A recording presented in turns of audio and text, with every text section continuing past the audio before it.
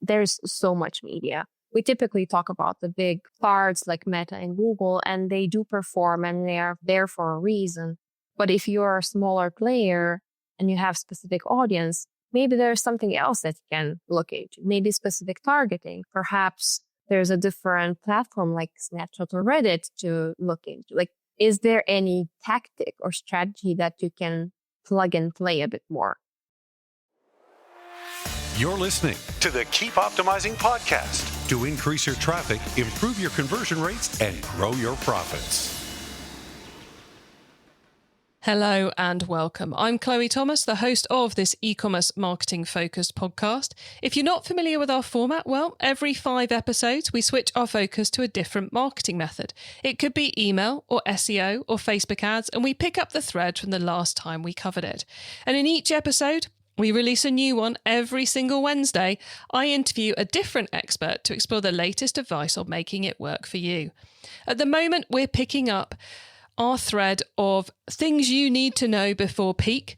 And in this episode, we're exploring somewhere else you might want to put your advertising budget. We've got the brilliant Karolina joining us to talk about media buying. So yes, we're talking about TV ads, billboards, signage around city centres, all that kind of stuff. And we'll be looking at how it's been digitalised, which affects lots of different factors, like how you measure the results, how you actually book the content in the first place. It's an awful lot easier to do that now for anybody. We'll talk about budgets. We'll talk about the type of strategies you might want to deploy, the type of creative you might want to go into. As you're about to hear, Karolina is super knowledgeable marketer. She really knows her stuff and she's full of great advice. So I know you're going to like this one. As always, make sure you listen to the end because you do not want to miss her quick fire insider tips. And I'll share an update as well. So stay tuned to the end, all of you. Are you ready to try TikTok ads? Success on TikTok comes from embracing all the opportunities the platform's ecosystem provides. Organic brand posts, live streaming, affiliates and creators, TikTok Shop, and of course, the advertising platform. So, are you ready to try TikTok ads? Now is the perfect time to get your TikTok ads up and running.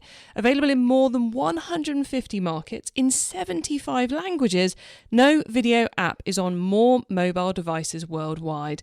And get this, of TikTok's millions of users, 1 in 4 can't be found on any other platform. Don't start with TikTok ads without checking the latest new advertiser deal. Find it at keepopt.com/TikTok ads. That's keepopt.com/TikTok ads. TikTokads. All one word. I'd love to hear how you get on. In this episode, I'm chatting with advertising expert Karolina Lapinaite. Karolina is head of media at global marketing agency Precis. Working with big global brands from many sectors, she's all about putting together the on and offline media campaigns that drive big results. Hello, Karolina. Hi, Chloe. Thanks so much for having me. I'm really excited to be on this podcast right now. Me too. I love a bit of alternative advertising channels. Not that they're that alternative, but the ones that, take us beyond Facebook and TikTok, let's put it that way. But before we get into all of that, though, how did you get into this very cool world of media and e-commerce? Yeah, first of all, it's a very cool industry for sure. So I agree on that one. And I've been with Precis for over 6 years. So we work with a lot of e-commerce brands and like big scale and small, medium and small size clients as well.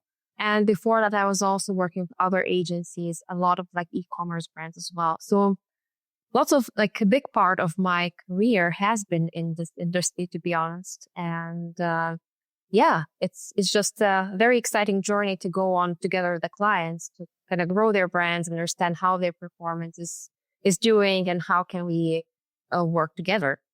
That's my background. It is quite mad how much, I guess you could say, traditional and offline marketing and advertising channels have evolved in the last 5, 6, 7 years, and what's now possible compared to what was possible. What have been the key changes, do you think, if you can sum that up?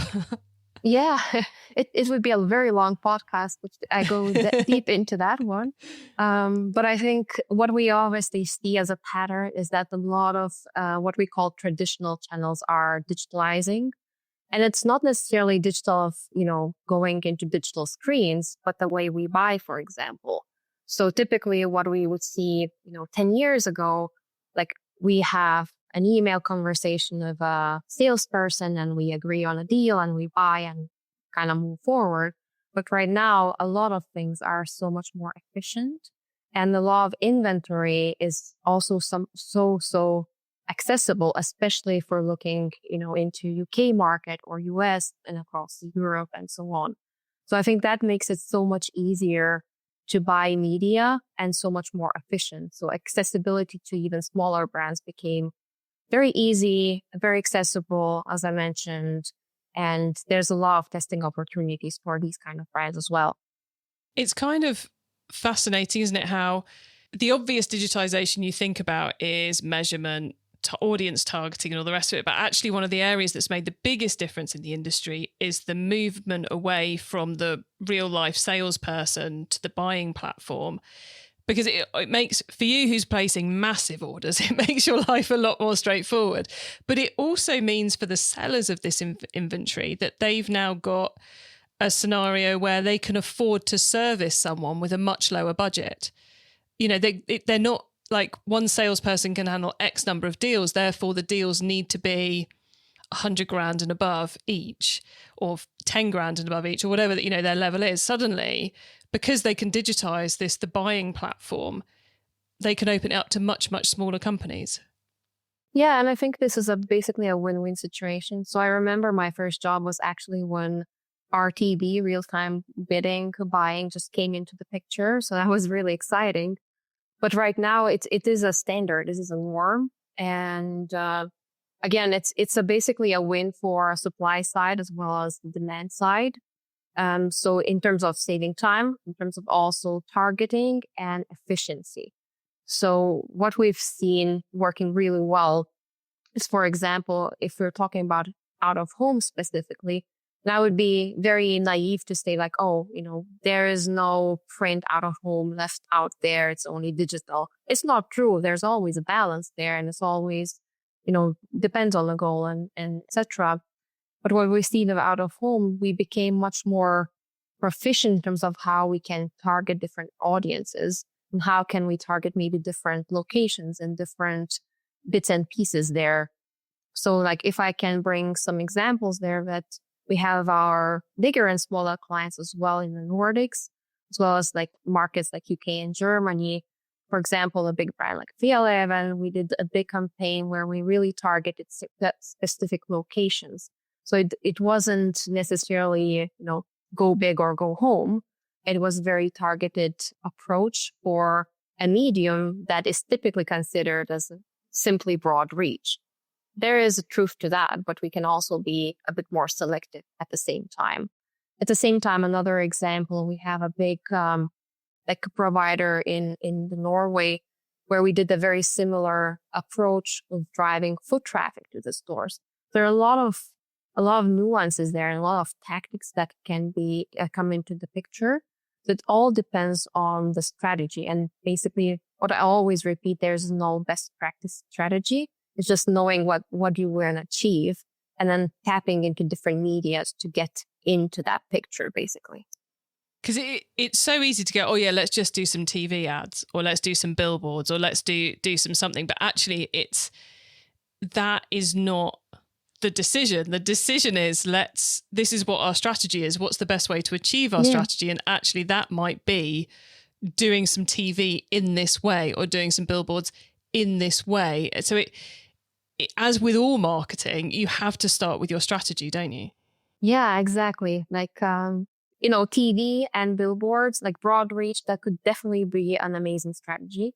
And it really depends also on the brand. So for our big brands that kind of want to be the household name, it might be like the best way to go for it.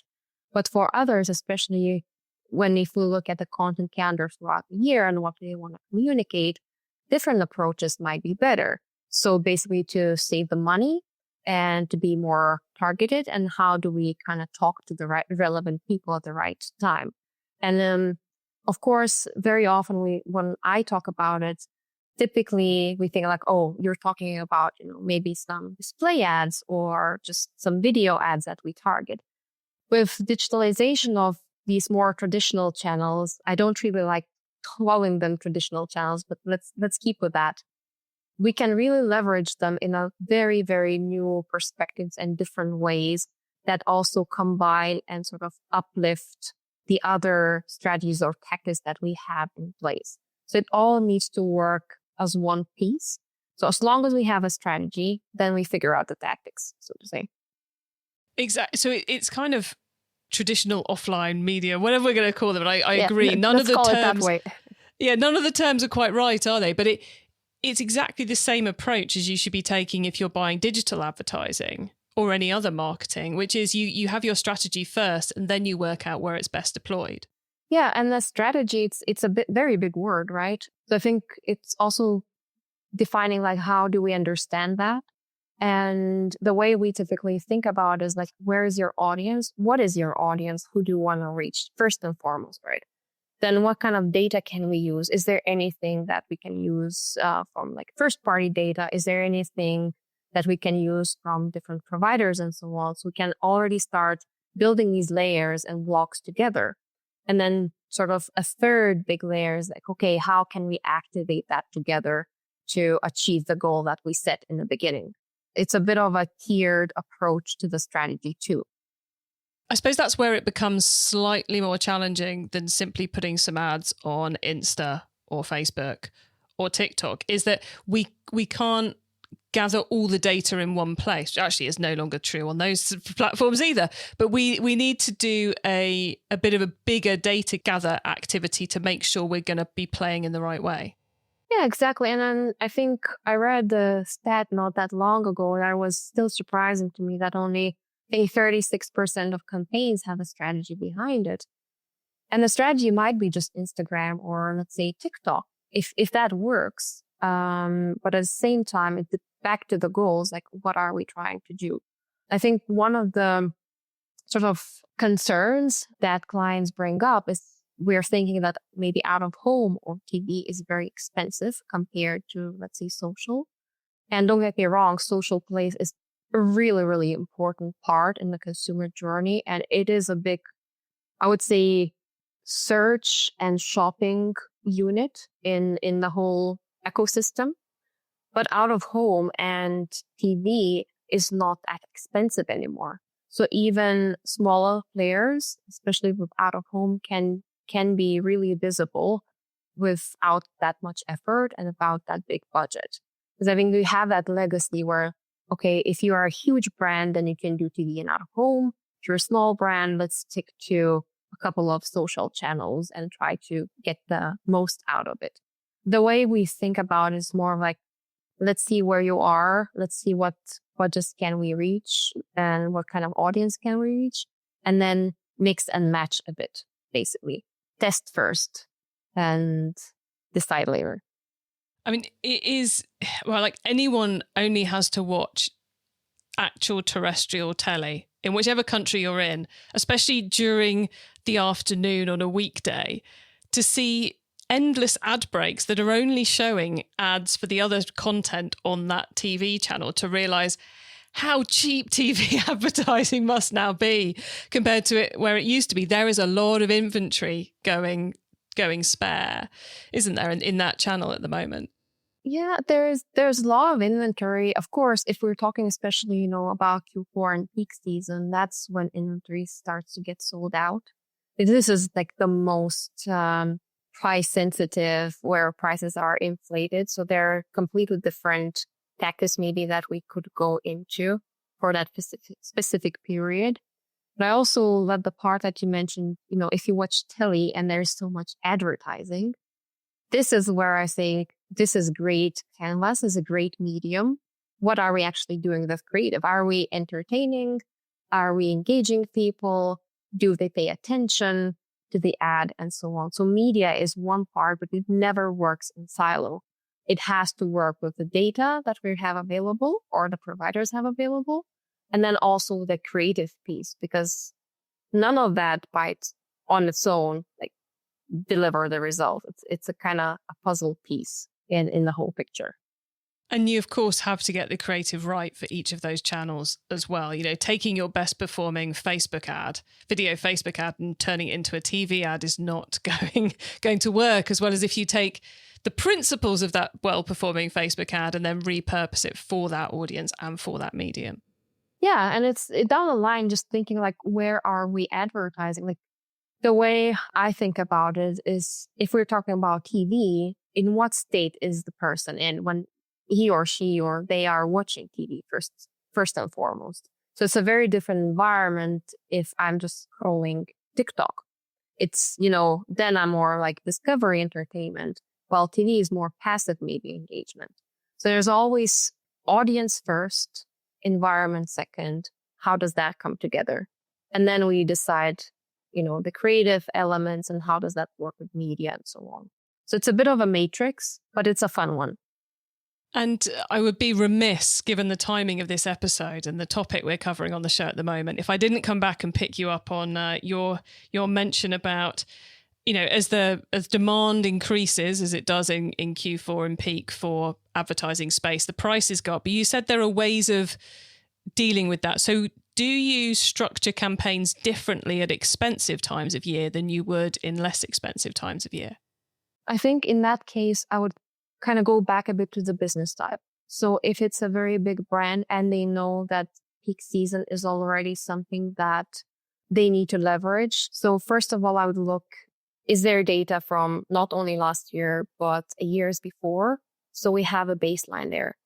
And then if that's the case, then just simply look at booking medias directly. And then back to the point, it doesn't matter if it's a digital booking, out of home print booking or anything like that. Just make sure you plan accordingly. But for smaller brands as well, it can get even more difficult because you're competing with the bigger ones, the bigger fish in the pond. But in that case, I think it's very, very interesting to try and explore a bit more like untapped platforms because there's so much media. We typically talk about the big cards like Meta and Google, and they do perform and they are there for a reason. But if you're a smaller player and you have specific audience, maybe there's something else that you can look into, maybe specific targeting. Perhaps there's a different platform like Snapchat or Reddit to look into. Like, is there any tactic or strategy that you can plug and play a bit more? So for those, it would be more of like go a bit rogue. Versus kind of going the very test and proven way that bigger brands go for. So tempted to dive off into going rogue with you, but I'm going to keep us talking about these big media channels we could be taking advantage of.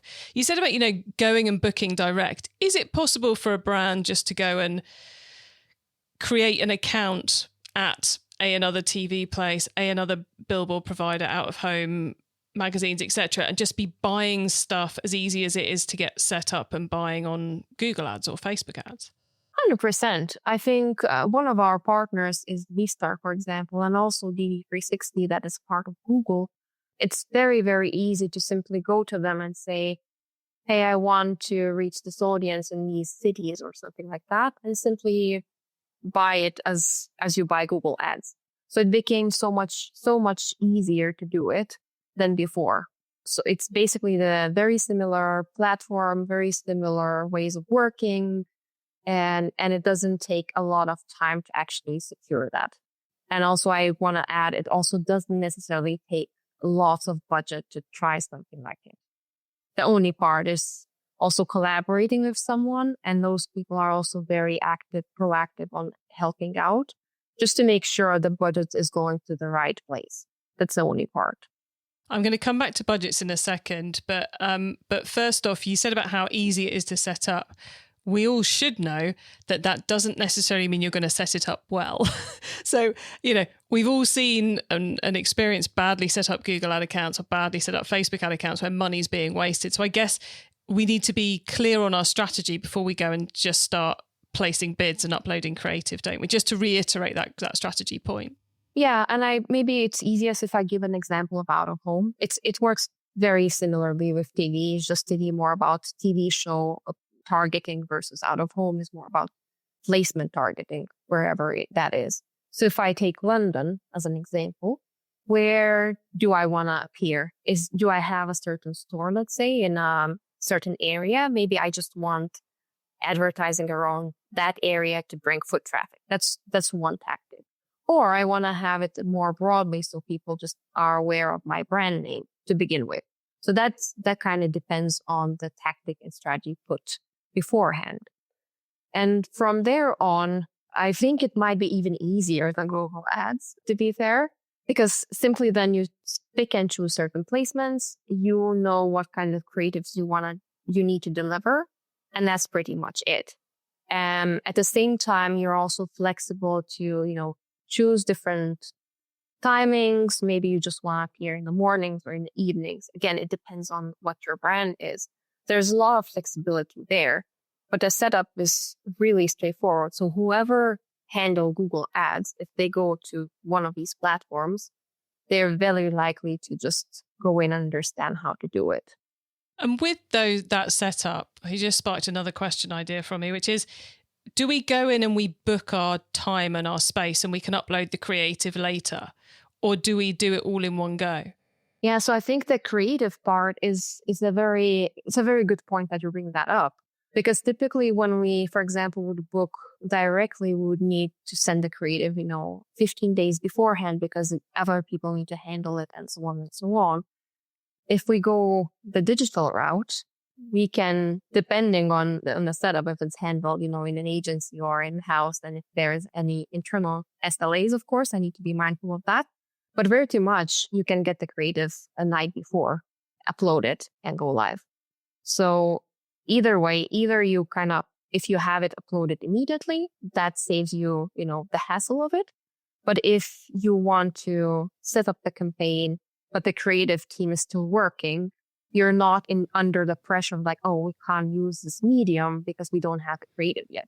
We can really just upload it like a couple of days before, as long as the creative steps are in place, of course.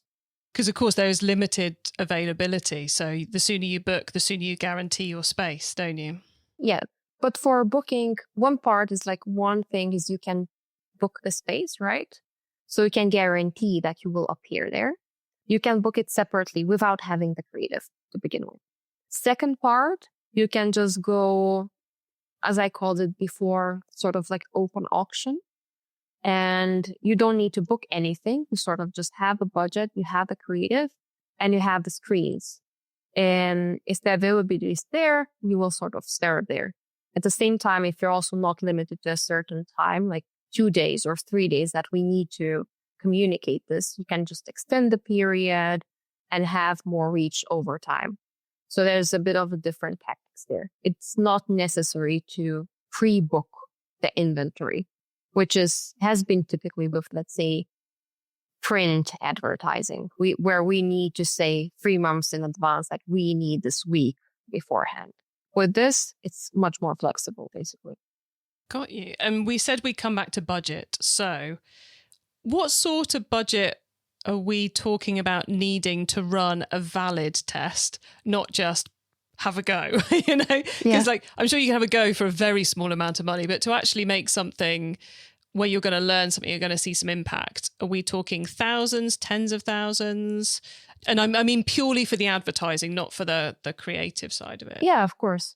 I think that's a very tricky question because, of course, it depends on the market and how big the market is. So the way I would look at it is, what is my target audience and how big is it in X location?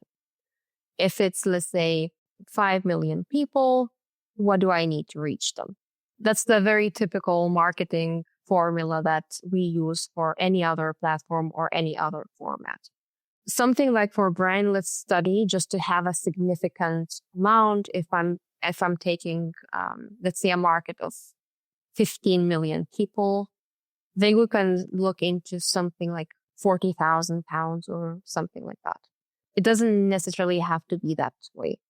If we want to dominate, let's say, a very small area, it can be much lower budget. So I have seen like campaigns that we ran, they really vary from 20K or 10K even to hundreds of thousands. So there's a lot of flexibility, I would say. The only part that I really like to encourage is to try and see what you can get out of the budget you have, and not to be afraid to test these more traditional medias. Got you. So if we've got 10 grand and our goal is to target the whole of Europe for 3 months, we're in cloud cuckoo land. But if we are, cuckoo land. Yeah. But if we've got 10 grand and we want to zero it in around a physical store, or we know that we've got a lot of great customers in one particular town or one particular suburb, that'd be great. Yeah. Okay, cool. And what's the trackability, the measurability of all of this? Because that's been one of the reasons why I know a lot of e-commerce brands haven't gone anywhere near it in the past, is because you're relying on, brand recognition surveys on the street or something to work out if it's having an impact. So how do you measure? It's sort of a multi-layered approach, I would say, still. One part is still looking into brand lift studies or surveys. As you mentioned, it hasn't gone anywhere because typically these kind of approaches, we still apply them mostly for brand awareness or brand consideration. So if we are trying to track direct sales from out of home ad, that's also not, perhaps let's call it like not the best scenario to do so. At the same time, like a brand lift studies, they also became much more accurate and much better. And that's much more easier to access for this type of media. So that's one part. Other part, I would say, is attribution. And this is something that we're working a lot at Precis with our technology as well, of how can we take data from different channels and make sure we use the logic of MMM modeling to understand what impact different channels had.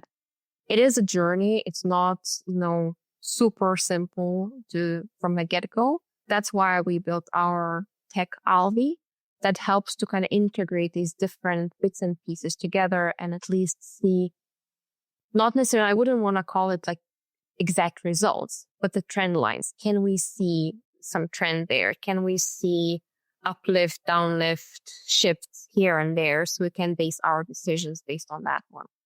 So I would really, really look into sort of survey-based methodology where we understand what people's perception is, and then data-based. Can we kind of feed in the data into the model, and what learnings can we have?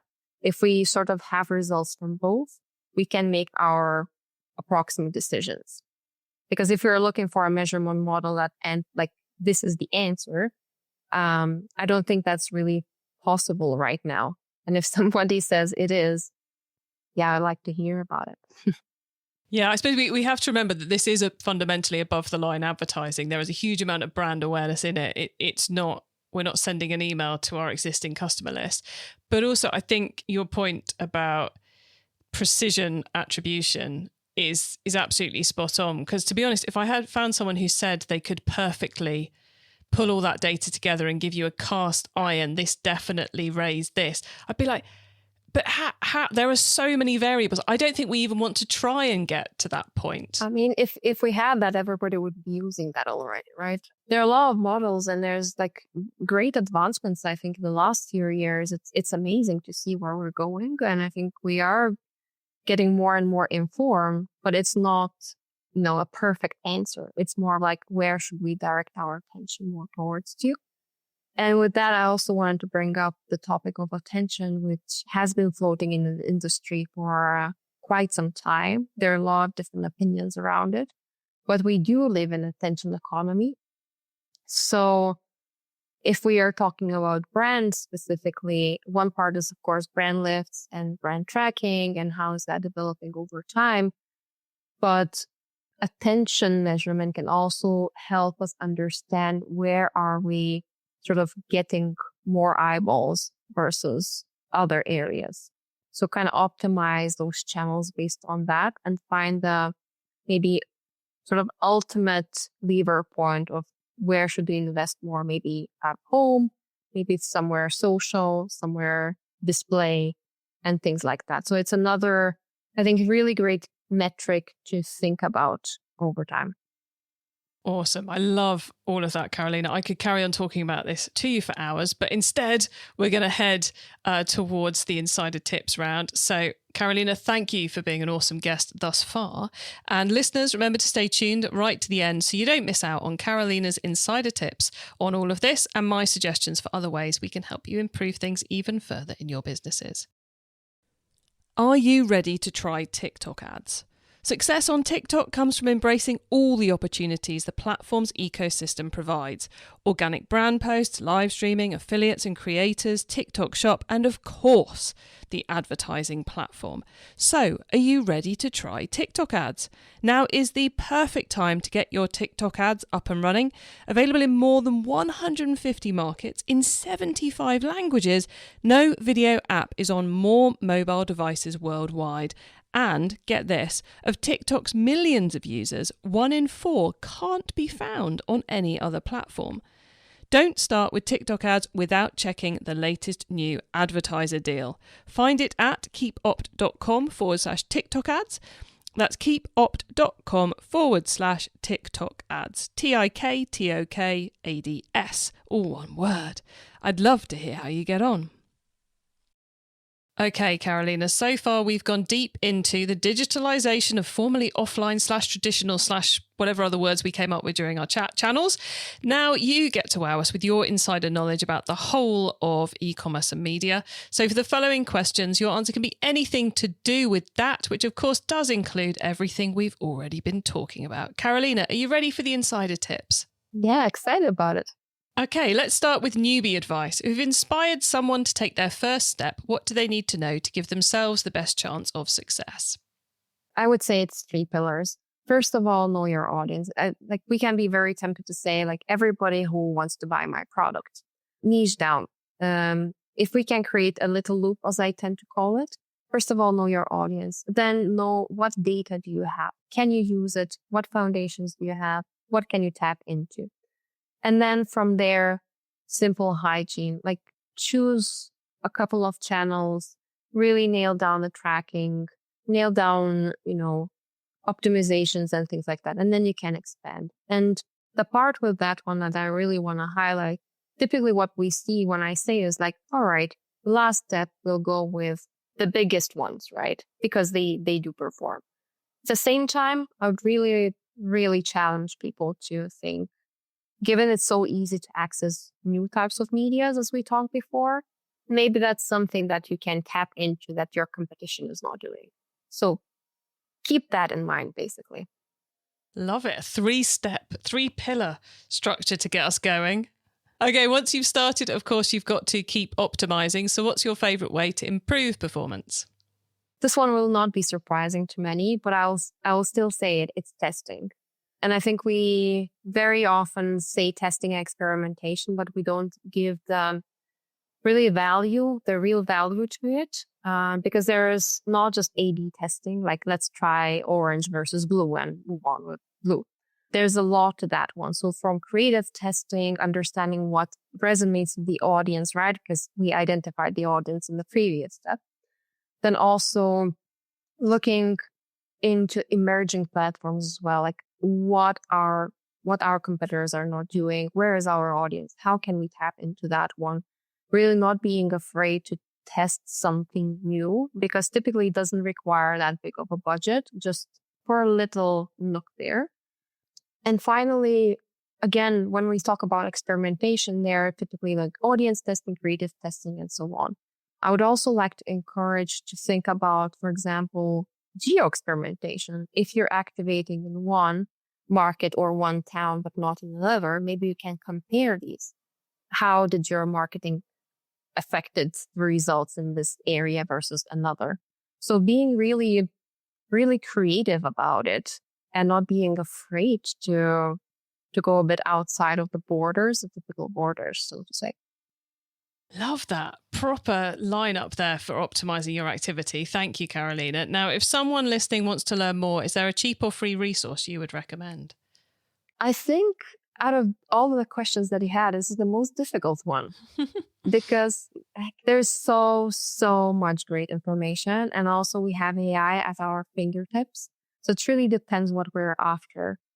But if we're looking at, based on what we talked about, different media formats and all of these things, one thing that we also try to do at Precis is curate content. So I really love to encourage everybody and anybody listening to this podcast, because I assume people are pro podcasts already, to tune into our Connecting the Dots podcast that you can find on precis.com resources. So precis.com.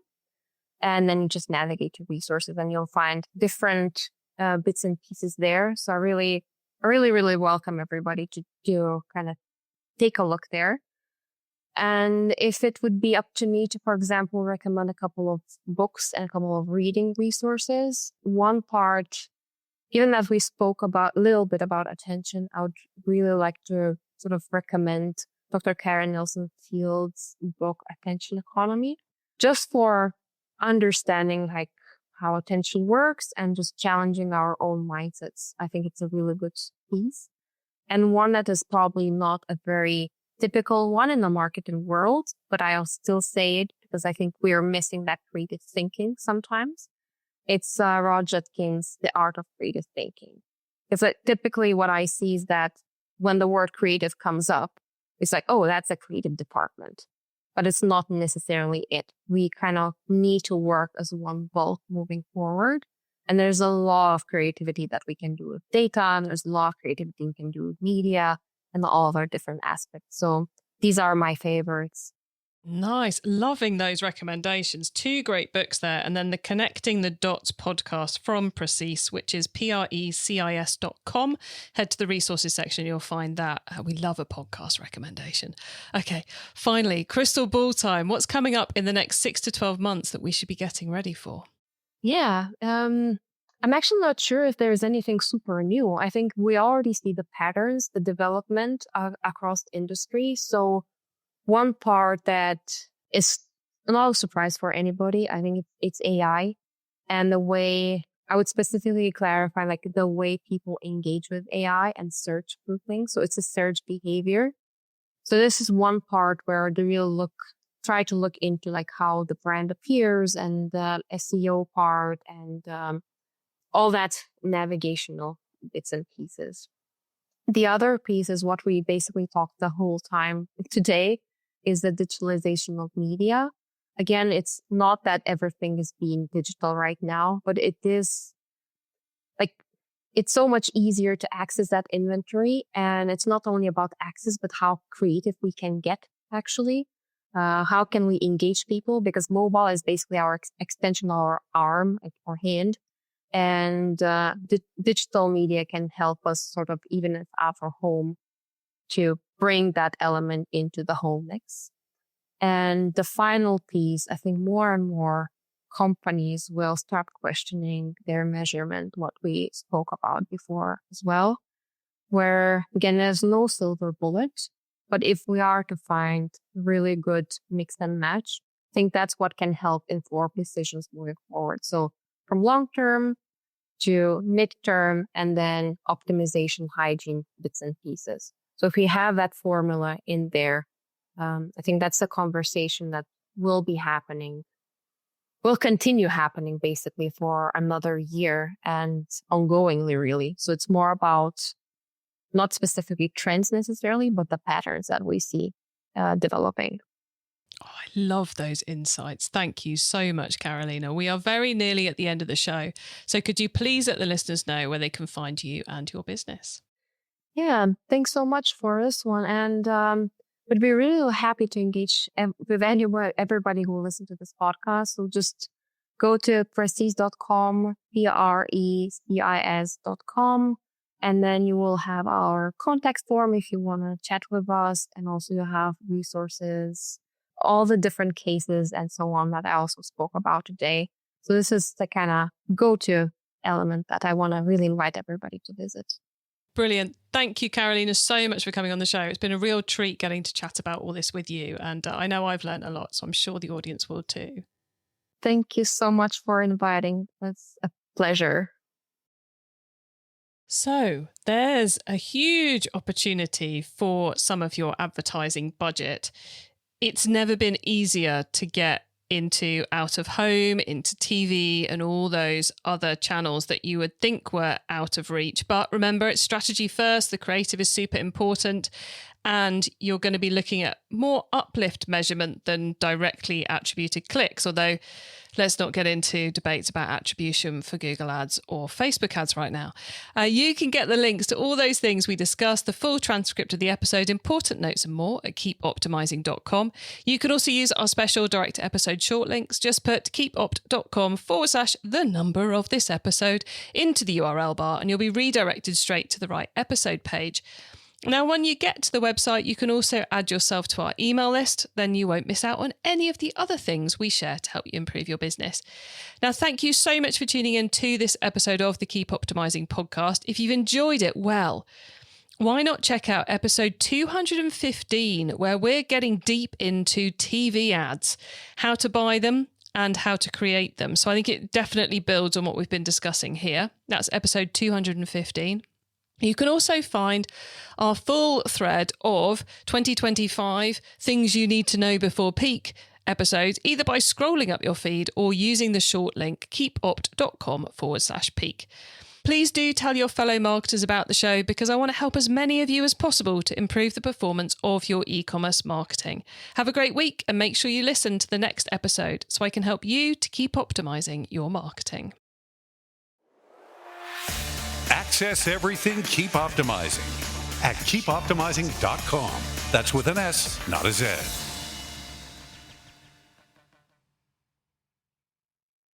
Check out the latest TikTok ads new advertiser deals. Find them at keepopt.com/TikTok ads. That's keepopt.com/TikTok ads.